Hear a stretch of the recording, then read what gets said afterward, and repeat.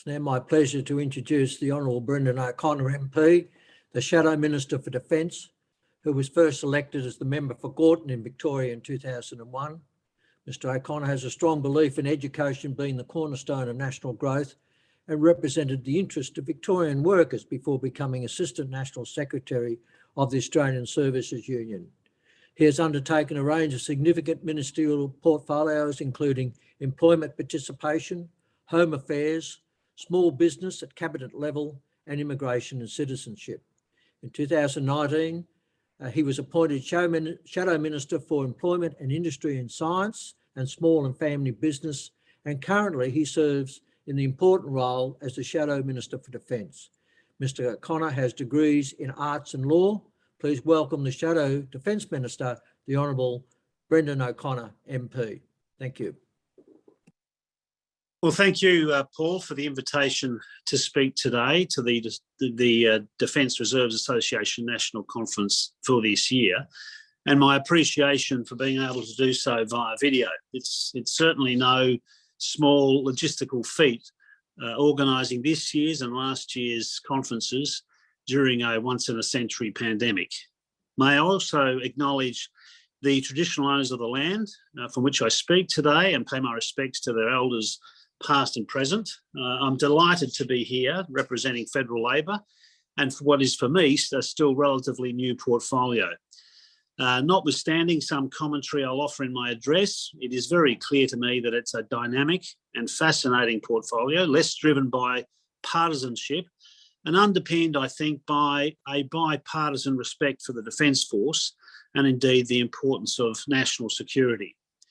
While I've drawn on my national security experiences as Home Affairs Minister in the previous Labor government, I welcome the opportunity to engage with the broad array of knowledge and expertise defence stakeholders offer. And I thank the conference organisers, in particular Major General Paul Irving, National President of the Defence Reserves Association, and the DRA Executive, DRA members, and acknowledge fellow speakers, particularly the Minister for Defence, Peter Dutton, who gave a very important speech this morning. In noting the very good policy and advocacy work the DRA does by emphasising the conditions of service of Defence Reserves and engaging with the ADF and ex-service organisations about the welfare of current and former ADF members, I want to commend the constructive work DRA participated in recently with the terms of reference for the Royal Commission in Defence and Veteran Suicides. My colleague, the Shadow Minister for Veterans Affairs and Defence Personnel, Shane Newman, led Labor's advocacy for such a Royal Commission, and we will continue to monitor its progress and also the broader personnel issues. As DRA noted in its submission on the Royal Commission, within the ADF, active Defence reservists, that is those reservists with training and service obligations, together with reservists undertaking full-time service, comprise an additional 50% of the total number of permanent ADF members. For over a century, reservists have played a key role in the defence of the nation and continue to be a key part of our integrated defence force. Labor has always had a strong commitment to supporting our defence reserves and their contribution to the ADF.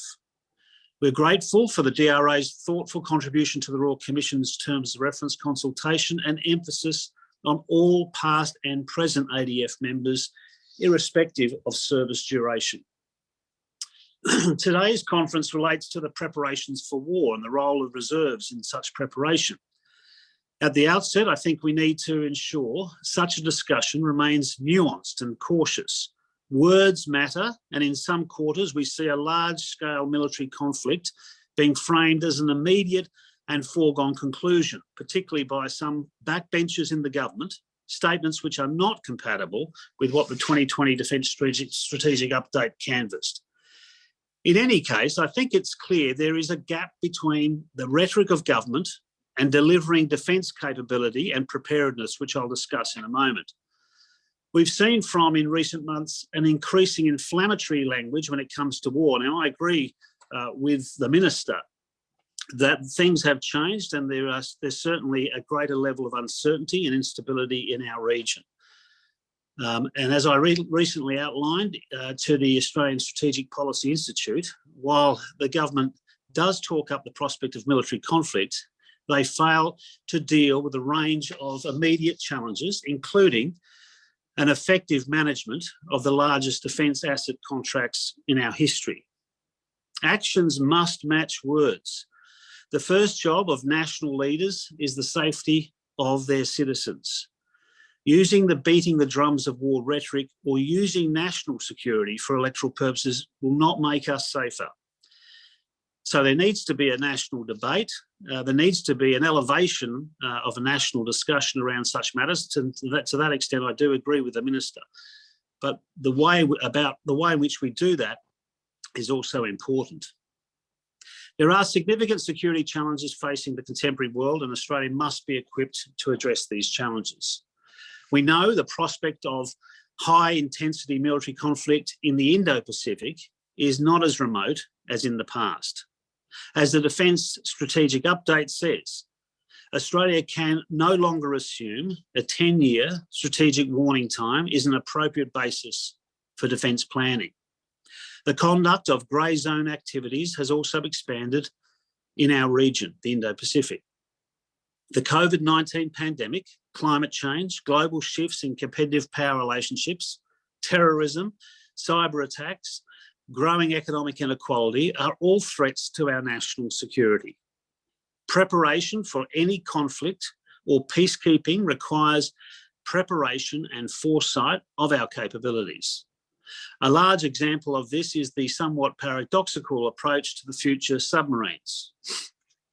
Well before Defence concluded that the assumption of a 10-year strategic warning time was no longer appropriate, Labor believes the government rushed to sign up to 12 future submarines without sufficient proper competitive tendering processes, not sufficient guarantees of sovereign industry content, and not sufficient consideration of alternative submarine programs.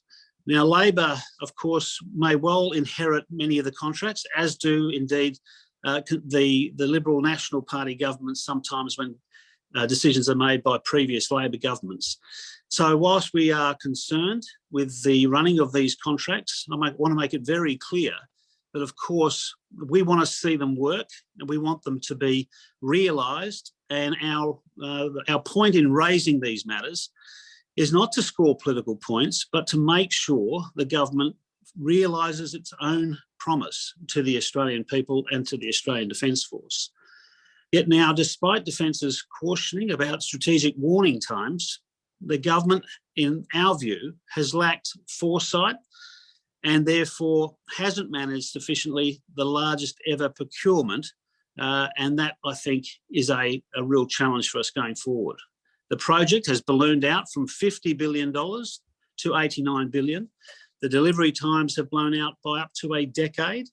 The strategic partnering agreement has been retrofitted to have some minimum domestic content, and we believe there needs to be, and of course there are other options, there are other things now yet to be finally determined.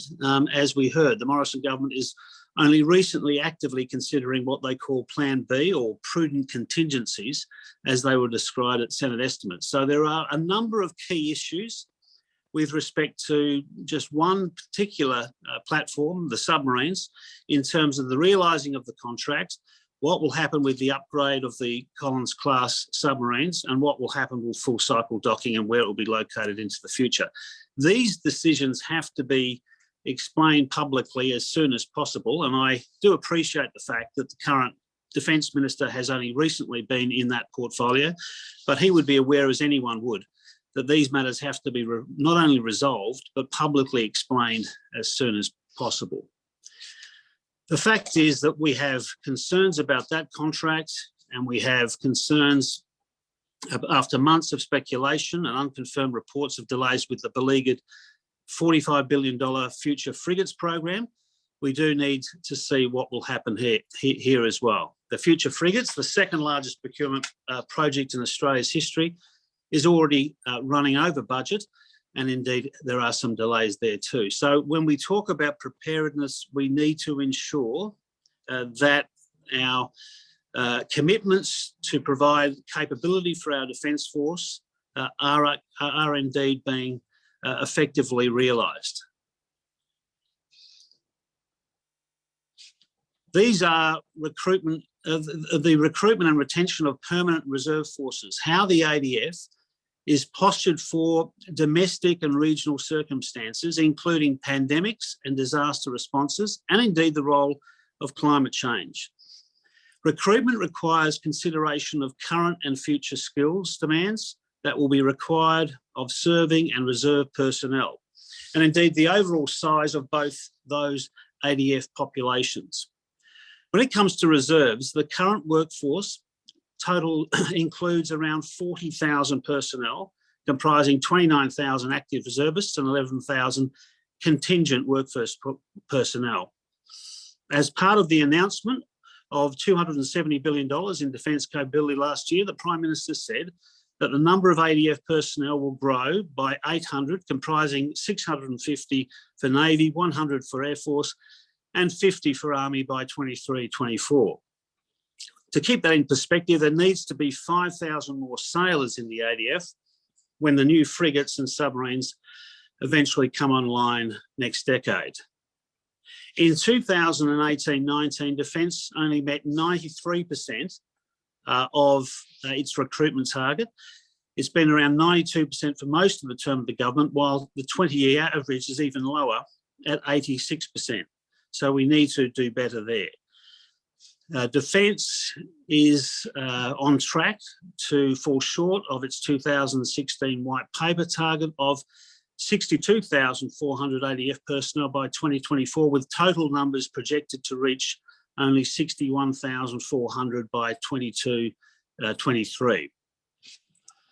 We will read with interest the delayed Defence Workforce Strategy to grow the number of soldiers, sailors and pilots and others that is now due later this year. Economically and politically, Australia has considerable power and the ability to strategically cooperate with partners and allies in our region. But in terms of numbers, our population is comparatively small. The number of Australians in service or reserves needs to be increased. This reality of personnel and skills shortages is one of the biggest challenges for Defence, and the government needs to make it a key priority. One significant part of the recruit and retain piece is ensuring women are welcomed as part of the solution. A spike in application for women last year was welcome, though the effect of the pandemic and related jump in unemployment on actual enlistment numbers and retention is yet to be fully evaluated. And Labor welcomes the ADF's positive recruitment efforts, such as targeted job advertisements. But as my colleagues, particularly Shane Newman and the Shadow Assistant Minister for Defence, Meryl Swanson, have argued, the government and the ADF will need to ensure all recruitment activity targeted at women is backed up in meaningful ways, such as equal access to promotion and career advancement opportunities, training and facilities. We need to tackle the scourge of sexual abuse in all institutions.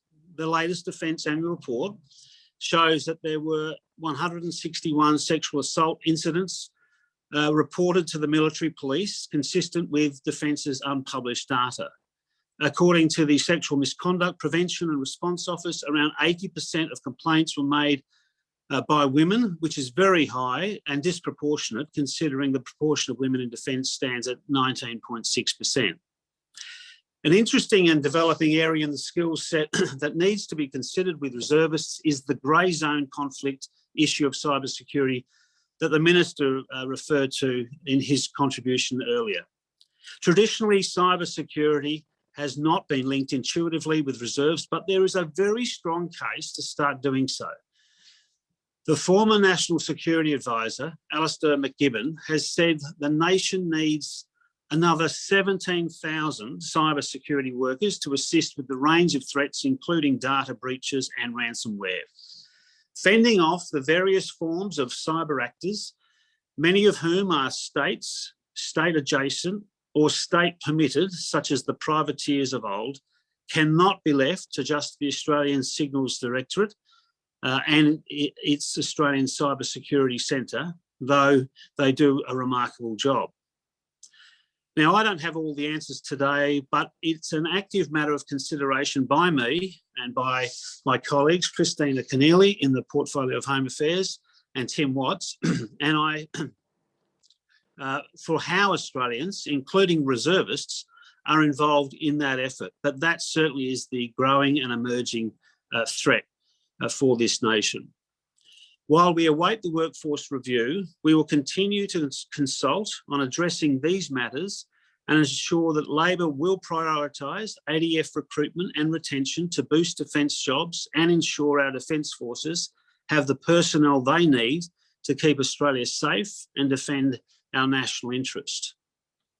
Earlier this year, the Prime Minister was in the Northern Territory to announce a $747 million upgrade to defence assets, which of course had been referred to earlier and is an important upgrade. Now, those upgrades assist the rotation of US Marines in the top end and have their origins in an initiative that began under Prime Minister Gillard and President Obama in 2011 amid the Defence Force Posture Review commissioned by the former Defence Minister Stephen Smith, the last review of its kind in recent times. The only one prior to that was in the mid-1980s under the former Defence Minister Kim Beazley. With our strategic circumstances changing so rapidly, one would think thorough scrutiny of ADF posture is warranted for domestic and regional circumstances, including mobilisation during pandemics and disaster responses. In fact, our allies are already on the case. On February 4th this year, the US President Biden tasked Secretary of Defence Lloyd J. Austin III to conduct a global posture review to ensure the footprint of American service members worldwide is correctly sized and supports strategy with a strong focus on the Indo-Pacific. Defence experts such as John Coyne from the Australian Strategic Policy Institute have noted that the current thinking of the government on force posture is, and I quote, still about home bases for force generation and maintenance. Its decisions have been driven by sunk costs, politics and industry rather than strategic advantage. In the face of the growing political uncertainty in our region, this needs to change. Now, I mentioned grey zone activities earlier, which include trade tensions and the active decoupling of strategic supply chains. We will need to consider the role of the ADF and reserves when we consider matters like our national resources, particularly the trade of critical minerals. We also need to understand the implications of the ADF's role as a critical part of the national response to emergencies, and the reserves, and in particular, the Army Reserves, have a long history of providing assistance to the community in relation to serious national disasters. The Australian community rightly expects the federal government will call on the ADF to assist various state and territory emergency response organisations and the community in dealing with serious natural disasters or other emergencies. This was never more evident than during the devastating 2019-20 bushfire season, and indeed more recently, the ongoing coronavirus pandemic. Operation Bushfire Assist was the first peacetime compulsory call-out and saw 3,000 odd reservists join with regular ADF to support the responses by states. This form of posture and mobilisation, domestically or to assist our neighbours, is very much entwined with the security impacts of climate change. The release of the IPCC's sixth assessment on climate change stated the existence and impacts of anthropogenic climate change are unequivocal. It concluded that the Earth has warmed by 1.09 Celsius since pre-industrial times, and many changes such as sea level rise and glacier melt are now virtually irreversible. The report also found that escape from human-caused climate change is no longer possible. Climate change is now affecting every continent, region and ocean on Earth, and every facet of the weather. This will be no surprise to reservists, many of whom must be aware they are increasingly likely to be called out to further climate-influenced disaster responses. Last year, the Federal Parliament passed amendments to the Defence Act 1903 to streamline processes for reserve call-outs and to provide ADF members and other personnel with protection from liability when they are providing assistance. Those changes make administration of a reserve call-out easier and align conditions of service between called-out reserve members and reserve members who have volunteered. DRA feedback and overall support for the measures was important to the passage of that bill. But climate isn't just about disaster mobilisation. Climate change is often referred to as the ultimate threat multiplier to national security.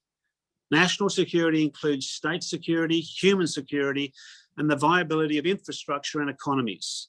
Leading international security organisations and defence forces have identified climate change as a significant security threat for at least the last decade. A point made by Robert Glasser of ASPI that underpins the commentary on the role of reserves and the mobilisation so far is that, and I quote, "We're entering a new era in the security of Australia, not because of terrorism, the rise of China, or even the cybersecurity threat, but because of climate change. We need to urgently consider the impacts of climate on the well-being of reserves as they train and the impact it will have on the physical infrastructure from events like fires and floods." As I made clear earlier, I don't have all the answers and policy prescriptions to outline today. I do, however, raise these key areas that group our policy development: recruitment and retention, posture and disaster response, and climate change, to solicit your feedback and engagement on the issues that will affect our mobilisation efforts in the future, and indeed the challenges we face today. Thank you very much.